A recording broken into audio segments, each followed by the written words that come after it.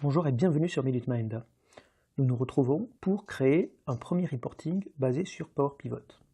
Alors d'abord, observons le modèle de données pour savoir quel report nous allons créer.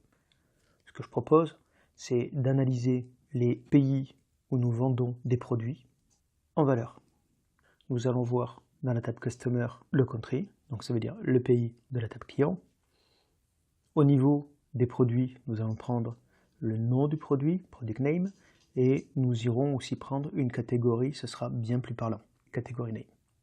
Au niveau de ce que nous voulons calculer, on va sortir deux mesures, la valeur et le prix moyen à la pièce.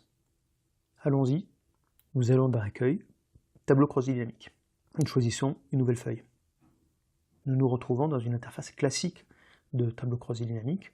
La différence, c'est que comme toutes les tables sont liées, il est possible de faire glisser des champs de n'importe quelle table. Nous commençons par la table Customer. Nous allons faire glisser en ligne les pays. Nous allons ensuite, dans Order Details, prendre nos deux mesures. D'abord, Average Price pour le prix moyen et Value pour le total en valeur. Nous allons changer le format de nombre. Pour les valeurs, nous allons prendre un séparateur de milliers et pas de virgule.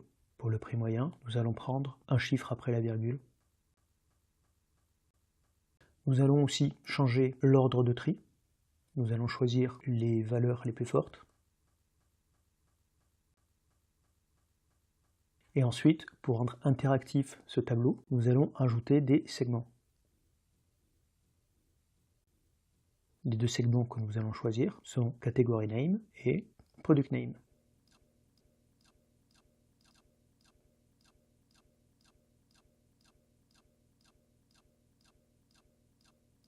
Enfin, pour proposer un axe de temps, nous allons insérer une chronologie.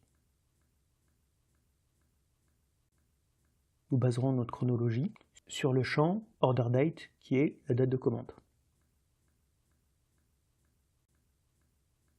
Pour le moment, nous allons fixer cette chronologie par année. Donc par exemple, il est possible de sélectionner 1998 et nous allons voir au niveau des condiments vers quel pays nous avons le plus vendu. Et si nous avons envie de descendre dans le sirop d'érable, il est très aisé de choisir dans les segments ce que nous voulons analyser. Pour conclure, trois choses à retenir. 1. Les tableaux croisés dynamiques sont très faciles à réaliser une fois que le modèle est créé. Deuxièmement, l'utilisation des segments et des chronologies rendent interactifs vos tableaux et amène énormément de valeur ajoutée aux consommateurs de tableaux.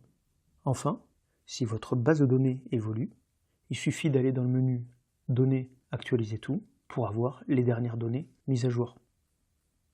Je vous retrouve pour une prochaine vidéo sur MinuteMind. Au revoir.